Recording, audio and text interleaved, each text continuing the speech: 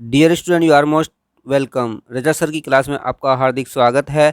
आज हम आपके लिए लेकर आए हैं आईटीआई फिटर से रिलेटेड यहाँ पर कुछ प्रश्न उत्तर। फिटर ट्रेड थ्योरी आप जानते हैं कि पेपर होता है। उत्तर प्रदेश आईटीआई या किसी भी स्टेट की आईटीआई होती है तो उसमें भी हर ट्रेड का एक पेपर होता है। बहुत सारी ट्रेड्स होती हैं तो हर ट्रेड का एक पेपर होता है। इसके अलावा इंजीनियरिंग ड्राइंग का भी होता है और आपका कैलकुलेशन वर्कशॉप कैलकुलेशन का होता है, एम्प्लॉयबिलिटी स्किल का होता है। तो हम यहाँ पर आज फिटर जो ट्रेड थ्योरी उससे रिलेटेड यहाँ पर क्वेश्चन आंसर का यहाँ पर देखेंगे। तो फर्स्ट ईयर से रिलेटेड हम यहाँ पर देखेंगे क्वेश्चन आंसर। सबसे पहले हमारा जो यहाँ पर टॉपिक रहेगा वो trade introduction and safety precaution से रिलेटेड यहाँ पर रहेगा। और इससे रिलेटेड जितने भी मल्टीपल चॉइस क्वेश्चन आंसर बनते हैं हम आपको ज़्यादा से ज़्यादा देने की कोशिश करेंगे ताकि आप एग्ज़ाम में अच्छे मार्क्स गेन कर सकें। तो चलिए शुरू कर लेते हैं।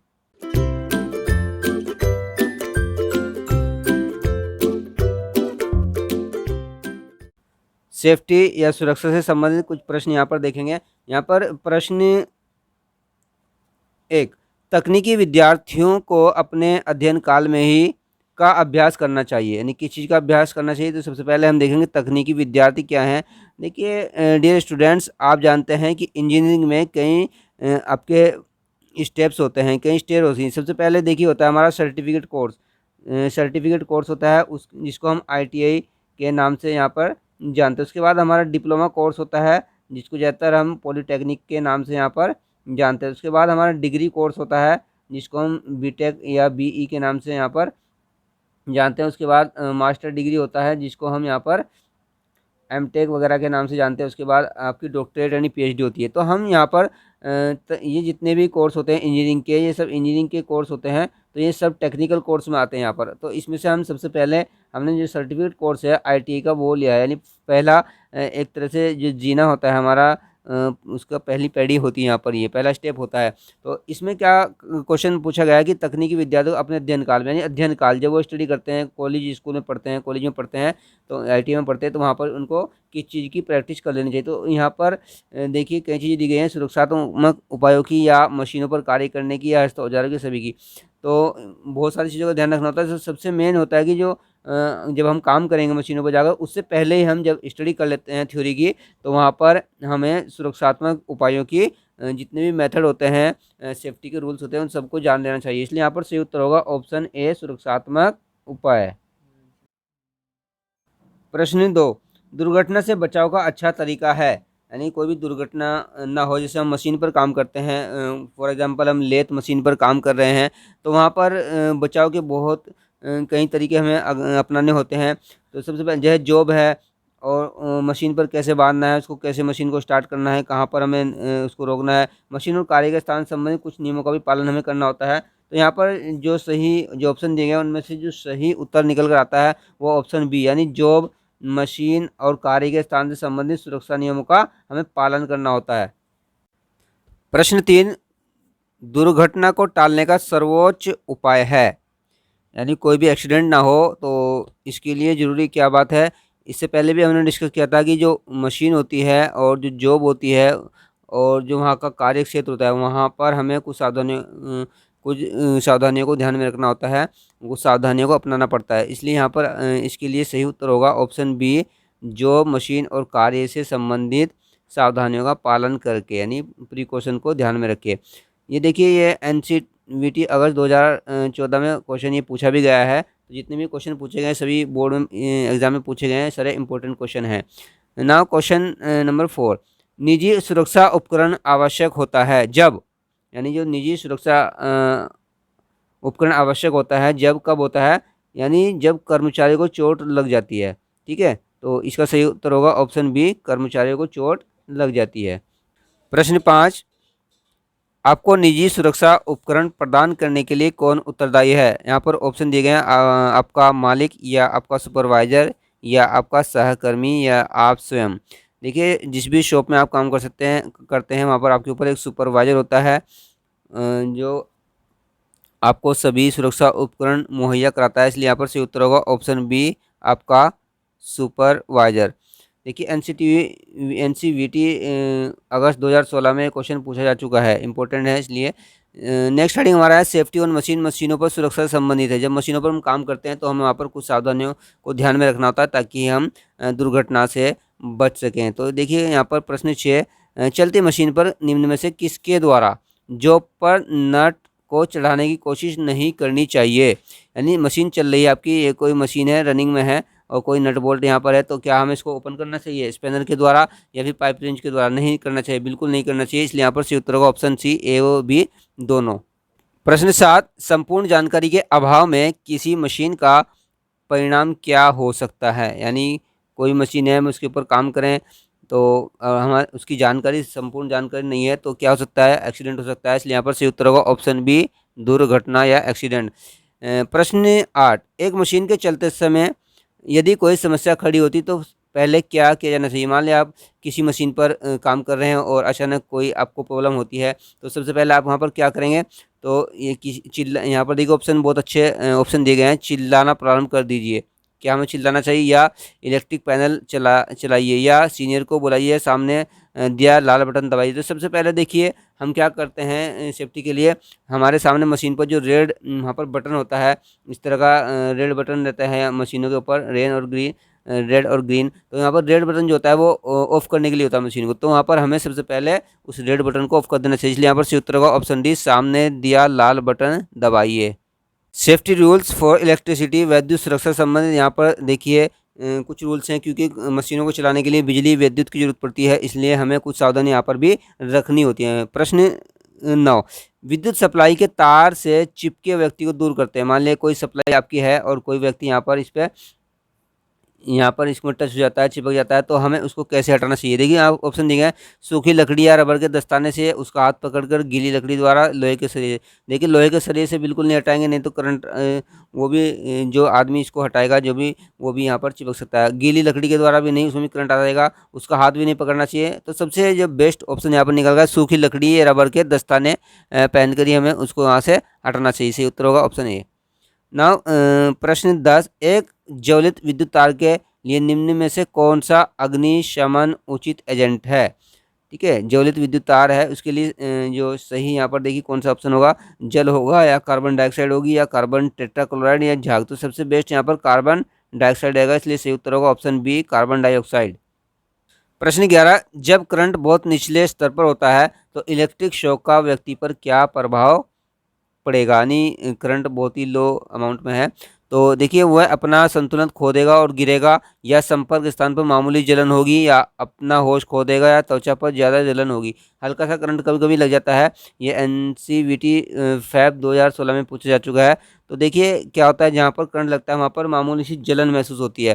ठीक है, झटका सा लगता है, जलन महसूस होती है, इसलिए यहाँ पर सही उत्तर होगा ऑप्शन बी, यानी संपर्क स्थान पर मामूली जलन होती है। नाउ प्रश्न 12, फर्स्ट एड बॉक्स में होता है, हमारा एक फर्स्ट एड बॉक्स होता है दुर्घटना से, यानी डॉक्टर के जाने से पहले, हॉस्पिटल पहुंचने से पहले ही हम उसको कुछ इसके लिए करते हैं, जिसको यहाँ पर फर्स्ट एड बॉक्स में उसके द्वारा पूरा किया जाता है। तो यहाँ पर देखिए टिंचर, आयोडीन, रुई, पट्टी, ये सभी, तो यहाँ पर ये सभी यहाँ पर फर्स्ट एड बॉक्स में होते हैं, इसलिए सही उत्तर होगा ऑप्शन डी, ये सभी। प्रश्न 13, फर्स्ट एड बॉक्स में घाव भरने की ट्यूब रखी जाती है। यानी एक ट्यूब होती है, ये मान लिया एक ट्यूब है घाव भरने की, तो कौन सी होती है? यहाँ पर कई ऑप्शन दिए गए हैं, तो जो सही उत्तर होता है वो होता है बीटाडीन, तो इसलिए यहाँ पर option C is correct answer. Now प्रश्न 14, फर्स्ट एड बॉक्स समुचित ढंग से सज्जित होना चाहिए और इसे रखना चाहिए, यानी बिल्कुल उसको प्रॉपर अरेंजमेंट में होना चाहिए, और उसको कहाँ पर रखना चाहिए, किस स्थान पर रखना चाहिए। एक ऑप्शन दिए गए, महत्वपूर्ण स्थान पर, या मशीनिंग क्षेत्र में, या आसानी से अधिगम स्थान में, या सही में। यानी मान लिया कोई किसी को दुर्घटना हो जाती है, चोट लग जाती है, तो फर्स्ट एड बॉक्स ऐसे स्थान पर होना चाहिए ताकि उनको जल्दी से जो है अपने जो पेशेंट है या जिसके साथ दुर्घटना हुई है उसको हेल्प करा सके, उसकी मदद कर सकें फ़ौरन। तो इसलिए यहाँ पर सही उत्तर होगा ऑप्शन सी, आसानी से अभिगम स्थान में, यानी जहाँ पर हम पहुँचा जा सकते आसानी से, ऐसे स्थान पर उसको लगाना चाहिए।